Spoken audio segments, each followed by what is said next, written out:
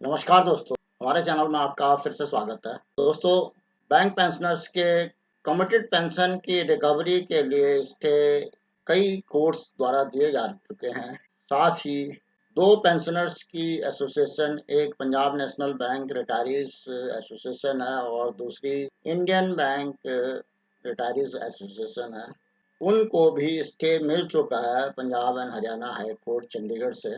लेकिन अभी Punjab national bank ने उस स्टे ऑर्डर को इम्प्लीमेंट नहीं किया और दूसरी तरफ इंडियन बैंक एसोसिएशन को हाल ही में ऑर्डर मिला है, उसको इम्प्लीमेंट करने के लिए वो मैनेजमेंट को भेजेंगे।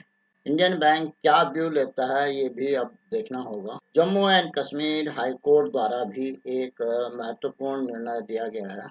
उस निर्णय के बारे में बात करने से पूर्व मैं आपसे निवेदन करूंगा कि अगर आपने इस चैनल को सब्सक्राइब नहीं किया तो इसको सब्सक्राइब कर दें और नए नए वीडियो के जल्द नोटिफिकेशन के लिए बेल आइकन दबाना ना भूलें। दोस्तों, जैसे कि आपको मालूम है कि Punjab and Haryana high court ने पंजाब गवर्नमेंट के कर्मचारियों को, हरियाणा गवर्नमेंट के कर्मचारियों को बैंक के कई ग्रुप द्वारा फाइल किए गए केसेस में और पंजाब नेशनल बैंक के रिटायरीज ऑर्गेनाइजेशन द्वारा फाइल किए गए केस में और इंडियन बैंक के एसोसिएशन द्वारा फाइल किए गए केसों में स्टे दे दिया गया है और 10 साल से ज़्यादा जिनको कम्यूटेशन का पीरियड हो चुका है उनके कम्यूटेड पेंशन पर स्टे दे दिया है।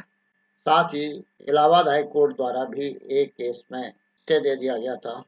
अब जो Jammu and Kashmir high court की जम्मू बेंच द्वारा ये रविंद्र धर और उनके साथियों को भी स्टे दे दिया गया है और उस स्टे के बाद अब सुनवाई की अगली डेट 18 अक्टूबर 2024 रखी गई है।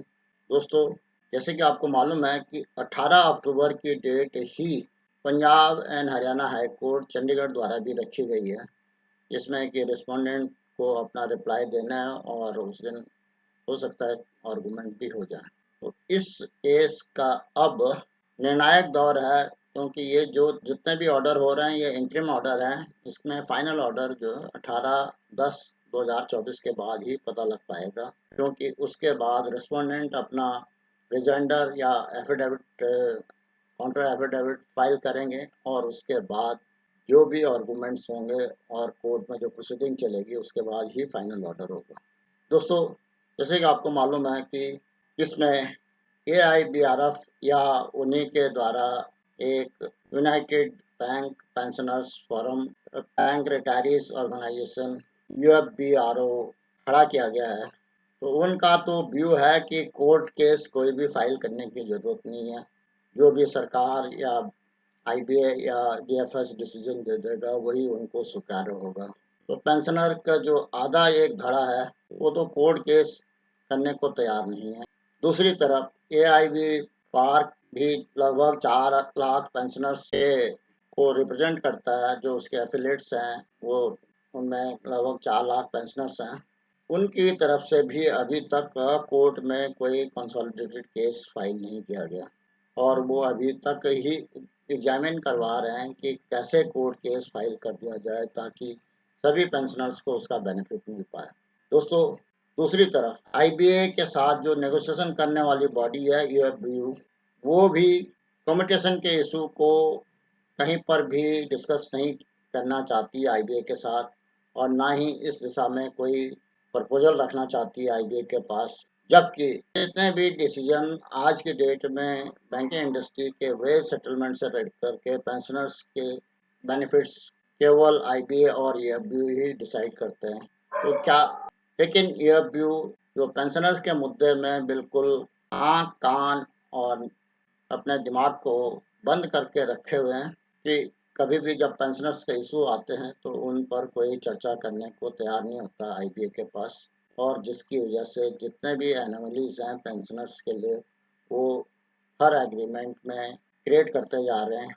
जैसे कि स्पेशल अलाउंस का मर्जर का इशू है या पेंशन अपडेशन का इशू है, इन सभी पर, या DA के पे शेयर को चेंज करने का इशू है, वो किसी पर भी IBA के साथ एक लॉजिकल कंक्लूजन पर बात करना पसंद नहीं करते।